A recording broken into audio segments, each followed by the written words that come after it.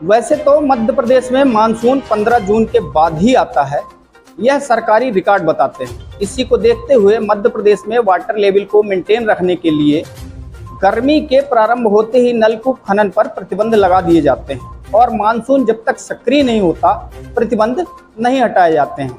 लेकिन उमरिया जिले के पीएचई विभाग के अधिकारी ना ही मानसून की सक्रियता को मानते हैं और ना ही उन्हें मौसम विशेषज्ञों से वास्ता है।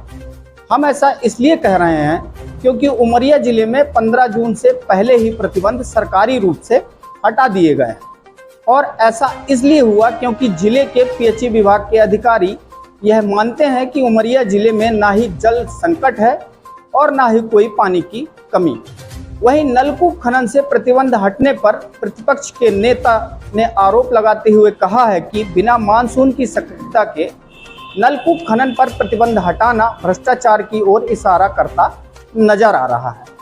ऐसे में सवाल यह है कि जब उमरिया जिले में जल संकट से जूझ रहे ग्रामीणों के द्वारा प्रदर्शन और ज्ञापन तक दिया जा चुका है, तो आखिर पीएचई विभाग के अधिकारी इस बात को कैसे तय कर लिए कि उमरिया में जल संकट नहीं है। लोग बताते हैं कि इन दिनों वाटर लेवल 300 फीट नीचे तक जा चुका है। कई बोर ऐसे हैं जहां जल स्रोत कमजोर हो चुके हैं। जल संकट समाधान को लेकर विभाग की लचर व्यवस्था भी सामने आ चुकी है।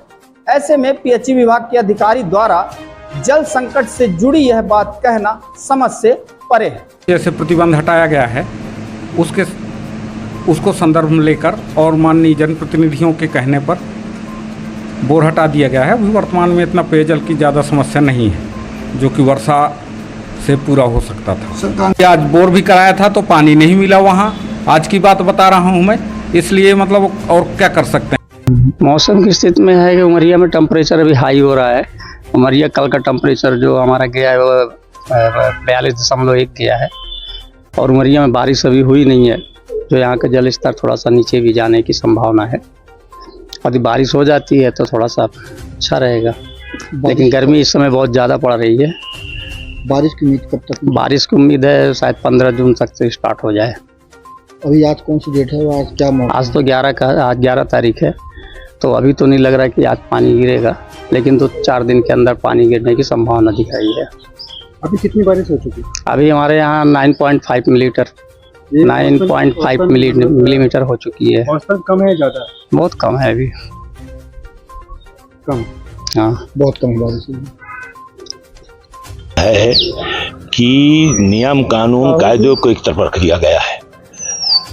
15 जून के पहले बारिश मानी नहीं जाती है और वर्तमान समय में इतनी गर्मी पड़ी है, वाटर लेवल इतना डाउन हो गया है कि जहां पर पीने के पानी की समस्या हो गई है। ये जो बोरी बंधान किया जा रहा है उसी के कारण है कि जगह जगह बोरी बंधान करें कि पानी रुके। उसके बाद भी नदी नाले सूख गए हैं, वाटर लेवल बिल्कुल डाउन हो गया है। ऐसी स्थिति में अगर पीएचई विभाग के द्वारा ये कह दिया गया है कि प्रतिबंध हटा दिया गया और बोर कराए जा रहे हैं, तो ये किसानों के साथ भी धोखा है, सरकार के साथ भी धोखा है और इस तरीके का प्रतिबंध लगा रहना चाहिए, क्योंकि अगर ऐसे में बोर होता है तो लोगों के पैसे भी चले जाएंगे, पानी भी नहीं निकलेगा।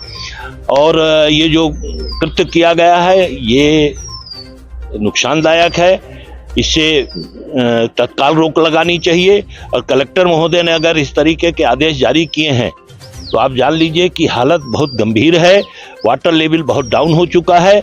ऐसे में इस तरीके के प्रतिबंध को जब तक बारिश नहीं होती, पर्याप्त बारिश नहीं हो जाती, इसको रोक लगी रहना चाहिए। अगर इस तरीके का रोक हटाया गया तो इसको पूरा लगाया जाए। विभाग का कहना है कि ओवर बारिश हो गई उमरिया में। बारिश तो हुई नहीं, आप भी जानते हम भी जानते हैं, बारिश कहाँ हुई है।